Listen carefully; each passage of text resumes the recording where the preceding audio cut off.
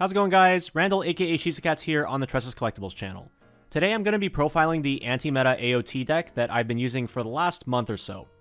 This is a deck that you might have seen posted on my Twitter recently, as I've been doing pretty well with it at the local level, and some of my other friends have adopted the deck as well. You'd probably wonder what the heck is this list, since it does run a few cards that are well outside the norm, such as the Zeke Climax combo. But rest assured, I put a lot of thought into the build, and I'm quite proud of what I've come up with, despite my relatively poor performance at BCS Anaheim going 3 and 4. So let's start with the concept. The idea for the deck came from 3 specific cards: Porco level 0 Bomb, Connie level 1, and Cart Titan level 2. These 3 cards are all, for lack of a better phrase, rude AF, and give me great counterplay against certain very popular profiles in the current metagame. Porco can deal with level 0 on-death abilities such as Aqua or LaPlus profiles, Connie can prevent Encore in decks like Quince 8 Standby, and Cart Titan can address decks that are reliant on a strong level 2 early play based strategy, such as Kanata builds of Hololive, while also hitting some other decks in the crossfire, such as Standby builds, Bang Dream, or Love Live Sunshine. Including all 3 of these cards in the deck basically guaranteed that the deck had to be based around the Eldian trait, and utilize the main colors yellow and blue. From there, I had to pick the Climax combo. While I originally ran Reiner level 1 in very early versions of this deck, it immediately ran into some problems. First of all, he's too weak offensively for my liking at only 7k offense. Secondly, on combo turns, I would have to commit multiple Reiners to my front row to get good value out of the Climax turn, which made it harder to utilize the many anti-meta techs throughout the deck. So instead, I chose to run the Zeke early play combo. This solved the power issue since Zeke attacks for 8k with Climax instead of 7k, and also freed up another front row slot for me to use for my techs. Zeke is also much higher defensively, which made it possible to go for back-to-back combo turns off of a single copy of Zeke, and he's a cost 1 character that can address the popular 1/1 blue Nino in Quince. Zeke's Climax combo activates at the end of his attack, sacking the Pants Climax as cost to search the deck for 2 Eldian or Titan characters. This plays perfectly into the anti-meta tech-based strategy as well, as the search lets me grab specific cards that I might need for the specific matchup. At level 3, I chose to use the Aaron Titan level 3 instead of going for an 8 Pants build with Armored Titan. Armored Titan simply uses too many slots in the deck, since you also want to run the Reiner changer that goes with it, and the combo is also reliant on your deck state in order to utilize it properly. Aaron Titan is much easier to use, while also being a core trait character to work with the Armin level 3 back row, of which I run 1 copy. The choice trigger from the Aaron combo also gives me extra ways to get to my Zeke combo, since he has a soul trigger. Now let's move on to the rest of the deck. At level 0, I used John and Beast Titan as my plussing options.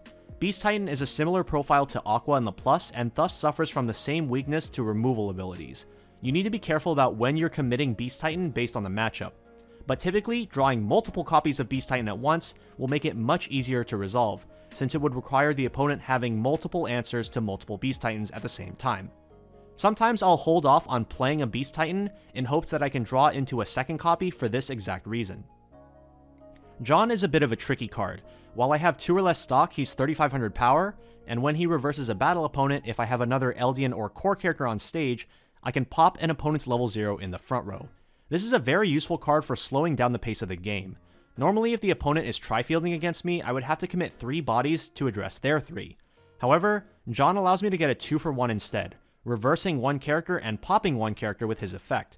This is not only an effective strategy to potentially keep the opponent locked at 0, but is also a way to conserve playables, which is very important considering that Zeke's early play condition requires having 4 or more other characters already on stage. John's ability also works on both players' turns, so if they want to remove him by tying or with a bomb, they need to be very careful about their attack order, or I can pop one of their characters that hasn't already yet attacked. I actually used this effect to do just that during one of my rounds at BCS. Next up in the 0 line is the Porco Bomb, of which I ran 3 copies. Apart from just being a removal tool against popular profiles like Aqua and LaPlus, the milling effect was also very important. I always wanted at least 1 Porco in my waiting room at all times, so that I could call it off of the peak level 1. Getting into my back row, I ran 3 Armin Brainstorms. This is basically the only available Brainstorm since Peak requires running 8 Pants, and the Aaron and Mikasa Brainstorms from the first 2 sets of Attack on Titan are non-Eldian, and thus they are misses for cards like the Beast Titan and Porco Bomb. That being said, the Armin Brainstorm was perfectly fine, and I sometimes used his Pay 2 ability to grab climaxes that I might have needed.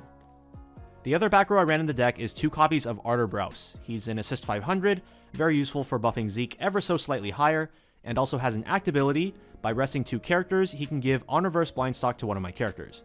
This is a very powerful ability in this deck. Even though the endgame is very cheap, it gives us stock to utilize liberally throughout the game on other things. Artur can be used in one of 2 ways. The first is the normal way, where you rest both him and another back row. The other way you can utilize Artur involves using both his effect with a Brainstorm on the same turn. Typically what I'll do is play a Peak level 1, use her effect to call a Porco Bomb from the waiting room, rest Artur and the Porco to give on reverse blind stock somewhere, and then use Porco's effect. Pay 1, sack himself to top check 4, add 1, which allows me to have all 3 of my front row slots available for attacking now. This is a line that I go for very often, and is a way to pay out a climax deep in your stock while maintaining the same amount of stock overall, since you go -1 from using the Porco, and +1 from using Artur. One other really nice trick about Artur is his interaction with Zeke climax combo. Since Artur activates on reverse, and Zeke activates at end of attack, you blind stock first, and then resolve Zeke combo. You can verify whether or not you blind stock the climax based on what you see in your deck, and then search based on that information. For my utility line in my zeros, I went with 2 drop search Erins, 1 Sasha climax swap, and 1 Erin Titan. The drop searchers were mainly included as extra consistency pieces in order to ensure the early game is going smoothly and I have enough playables to proceed with Zeke at level 1. But they scale pretty well throughout the game, and are also one of the only ways that I can search for the Armin level 3. Additionally, they acted as extra yellow to get color, and sometimes the extra +1 soul in the center slot comes in handy.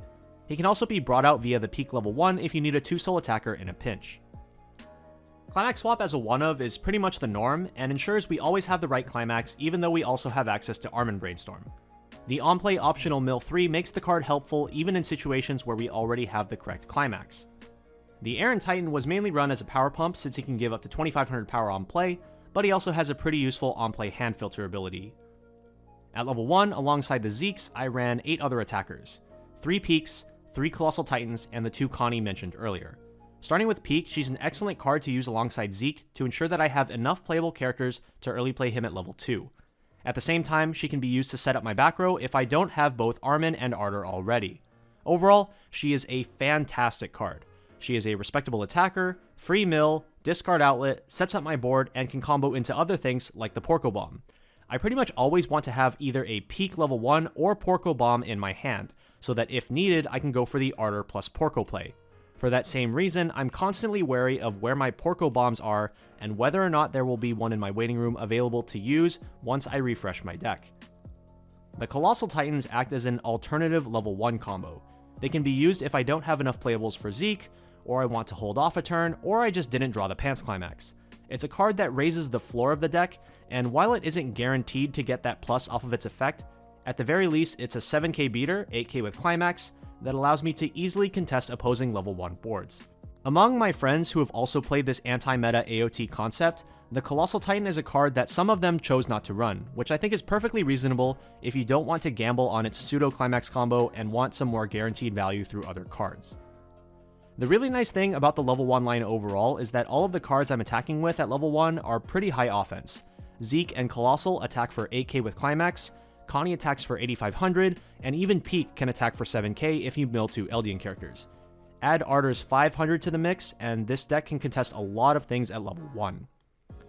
The last level 1s I run in the deck are 2 copies of the Hanji Anti-Change. At one point in testing, I was on 1 Hanji and 1 Connie Lifa counter. The Connie made sense as it could defend Zeke better than Hanji could since he's a 2k backup, and he was also another trigger for choice. However, when I had Hanji at just 1, it felt terrible to open it because I didn't want to hold it over actual playables, and I never want to have to pick it up off Brainstorm over other options.